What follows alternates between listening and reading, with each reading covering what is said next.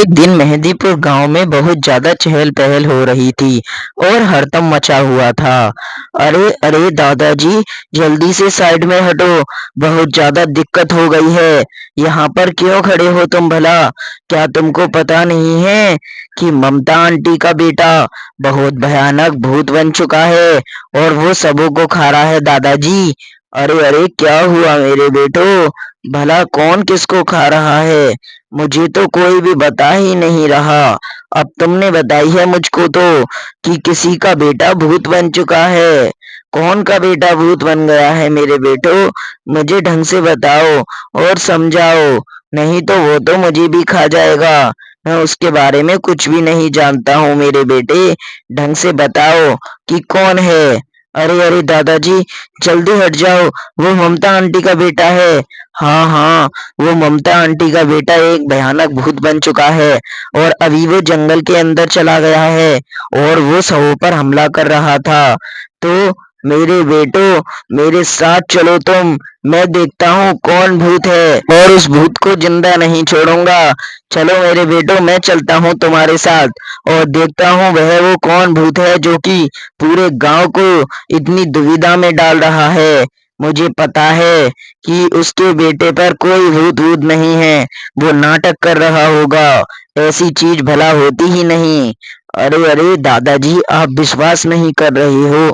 अच्छा तो ठीक है, आप हमारे साथ चलो और खुद ही देख लेना। इतनी सब बात कहते ही वह तीनों वहां से निकल जाते हैं और कुछ ही देर के बाद चलते चलते उस जगह जाकर पहुंच जाते हैं और यह दोनों लड़के दूर खड़े होकर देख रहे होते हैं। तभी वह दादाजी बोलते हैं, अरे मेरे बेटो, वह यहाँ पर क्यों नहीं आ रहे? वहीं क्यों खड़े हो? यहाँ पर आओ। वह तुम्हें डर लग रहा है पर यहाँ पर अभी कोई नहीं। अरे अरे दादाजी, हम नहीं जा सकते इनके घर पर, आप ही जाओ। हम तो अपने घर चले, हमें बहुत ज्यादा लेट हो रहा है। आप ही यहीं पर रहो और इनसे खूब बात करो, हम तो यहाँ से चलते हैं। हाँ हाँ, आप ही रहो यहाँ पर, ये तो तुम्हें मार डालेंगे। इनके बेटे पर भूत सवार है, हम तो जा रहे हैं। इतनी सब बात कहकर यह दोनों वहां से चले जाते हैं और वह दादाजी उनको बहुत रोकते हैं पर वो दोनों इनकी बात नहीं सुनते। तभी वह कुछ ही देर के बाद वो दोनों एक दूसरे से बात करने लगते हैं और दादाजी बोलते हैं, अरे अरे ममता, इनको तो जाने दो। तुम बताओ कि तुम्हारे बेटे को क्या हुआ है? ये सब मुझसे कह रहे हैं कि तुम्हारे बेटे पर कोई भूत सवार हो गया है और वो बहुत ज्यादा भयानक है। क्या ये सच्चाई है या फिर झूठ? अब बताओ मुझे। मुझे तो इन चीजों पर विश्वास नहीं होता कि ऐसी चीजें होती भी हैं। तुम बताओ, क्या तुम्हारे बेटे पर कोई भूत है? अरे हाँ, ये लोग बिल्कुल ठीक कह रहे हैं। वो एक भयानक भूत बन चुका है। वो जंगल की तरफ गया था, तभी से वो पागलों जैसी हरकत करने लगा और वो जंगल में ही भाग गया है। उस पर एक भयानक भूत का साया है और उसका रूप बहुत ज्यादा भयानक हो गया है। मैं चलो आपको दिखा कर लाती हूँ, वो हमें जंगल में ही मिल जाएगा। क्या आप मेरे साथ चलने के लिए तैयार हो? क्या आप मेरे साथ चलोगे? वो बहुत ज्यादा भयानक बन गया है, उसको देखकर आप डर जाओगे और आपकी रूह कांप जाएगी। वो इतना ज्यादा खतरनाक दिखता है सामने से, तभी तो गांव के लोग सब उससे डर रहे हैं। अच्छा अच्छा, तो ये बात है। तो चलो मैं भी देख कर आता हूँ। मैं तो कभी इन चीजों पर विश्वास ही नहीं करता था। क्या ये चीजें भी असलियत में होती हैं? तो चलो हम दोनों चलकर ही देखते हैं क्या हुआ है तुम्हारे बेटे को। मुझे तो लगता है उसकी तबीयत ही खराब होगी। वो कभी कोई ऐसे भूत नहीं बन सकता। भला ऐसे भूत बनने लग गए तो सब इंसान भूत बन जाएंगे और एक दिन दुनिया नष्ट हो जाएगी। तो चलो चलकर दिखाओ मुझे, कहाँ है तुम्हारा बेटा और कहाँ बन चुका है वो भूत। मुझे तो पता है इन सभी गांव वालों ने तुम्हारे बेटे का एक मजाक सा बना रखा है, तो चलो तो दिखाओ। इतनी सब बात कहते ही वो दोनों वहां से निकल जाते हैं और कुछ ही देर के बाद वह चलते चलते जंगल में पहुंच जाते हैं। जंगल को पार करते ही वह रात हो जाती है और उसका बेटा जंगल में सो रहा होता है और हंस रहा होता है। अरे बाप रे, ये तो एक भयानक भूत बन चुका है। मैं तो मजाक समझ रहा था, इसका रूप कितना भयानक है। इतना भयानक भूत तो मैंने अपनी जिंदगी में पहली बार देखा है। तुम सच बोल रही थी। ये तो असलियत में ही भूत है। ये तो हमें जिंदा नहीं छोड़ेगा। हमें यहाँ से भाग जाना चाहिए। चलो यहाँ से। भागने में ही भलाई है हमारी। यहाँ से जल्दी से चलते हैं और भाग जाते हैं। बोलो, हमारा यहाँ से जाना ठीक है या नहीं? या फिर तुम्हें अपने बेटे के साथ ही जाना है? मुझे तो इससे डर सा लग रहा है। ये बहुत ज्यादा भयानक है।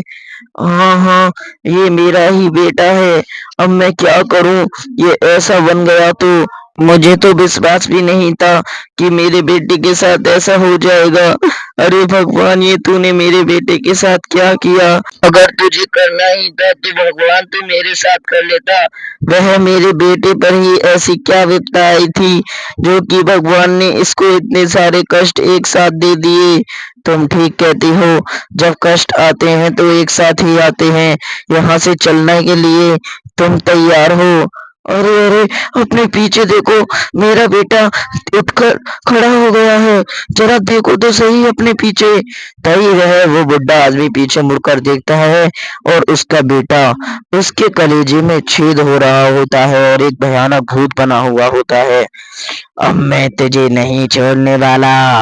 ए बुड्ढे, तुझे कच्चा चबा जाऊंगा। मुझे तो लगता है मेरी माँ मेरे लिए खाना लेकर आ रही है। माँ, तेरा बहुत बहुत धन्यवाद। तूने अपने बेटे की सहायता करी और अपने बेटे के लिए खाना लेकर आई मेरी माँ। ऐसी माँ तो मुझे अपनी जिंदगी में कभी नहीं मिलेगी। अरे नास बेटे, ये क्या कर रहा है तू? ऐसा मत कर। तू भला इंसानों को क्यों खा रहा है? ऐसा मैंने क्या बिगाड़ा है भगवान कि तूने मेरे बेटे को ऐसा बना दिया? अरे माँ, तू चिंता मत कर। मैं तुझे नहीं खाऊंगा और पूरी दुनिया को खा जाऊंगा एक दिन, पर मैं अपनी माँ को नहीं खाऊंगा। मुझे पता है मेरी माँ मेरे लिए खाना लेकर आई है। अब तू तो गया बुड्ढे, तुझे जिंदा नहीं छोड़ूंगा।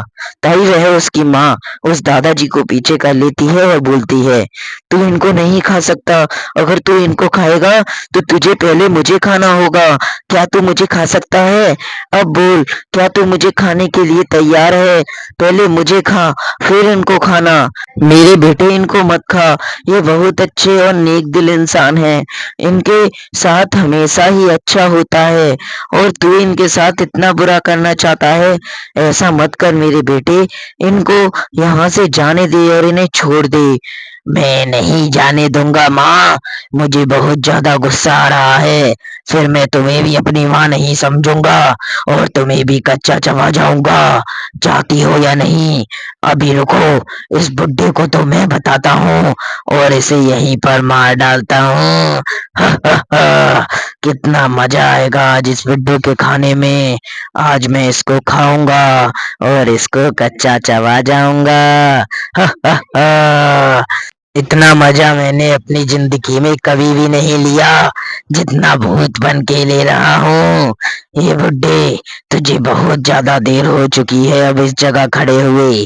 चल हवा में उड़। तभी वह वो भूत उस बुड्ढे को हवा में उड़ाने लगता है और कुछ ही देर में उसको अपने सामने ले आता है।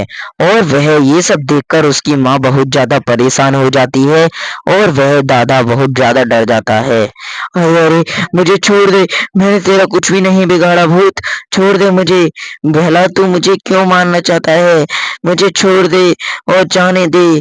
भूत उसकी तरफ बढ़ता है और बोलता है, तुझे खा जाऊंगा। तुझे अब जिंदा नहीं छोड़ूंगा। अब बस 1 मिनट में तू मेरे पेट में जाने वाला है। बेटे, अगर तूने इसको हाथ भी लगाया तो मैं तुझे जिंदा नहीं छोड़ूंगी। अब नहीं समझूंगी कि तू मेरा बेटा है। तुझे पता है तेरी माँ शिव जी की कितनी बड़ी भक्त है। अगर मैंने एक भी मंत्र गा दिया तो तू यहीं पर भस्म हो सकता है। अब मैं तुझे जिंदा नहीं छोड़ूंगी।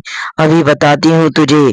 तभी वह वो शिव जी का मंत्र गाने लगती है और भूत बहुत ज्यादा चीखता है, माँ मुझे छोड़ दे। अब मैं ऐसा कभी भी नहीं करूंगा माँ। मुझ पर बहुत बड़ी भूल हो चुकी है। अब मैं कभी नहीं करूंगा।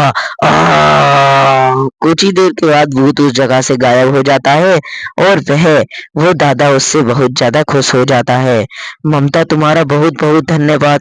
तुमने तो मेरी जान ही बचा ली, नहीं तो आज ये तुम्हारा बेटा मुझे खा ही जाता। अब इसे एक अच्छा जन्म मिलेगा और इसे मुक्ति मिल जाएगी। तभी वह भूत को उस जगह मुक्ति मिल जाती है और उसे एक अच्छा जन्म भी मिल जाता है। हाँ हाँ, आप चिंता किस बात की कर रहे हो? मेरा बेशक वो बेटा था, पर अब वो मेरा बेटा नहीं रहा। अब उसके अंदर एक भयानक भूत का साया आ चुका था। यह वो बूढ़ी औरत सबों की जान बचा लेती है।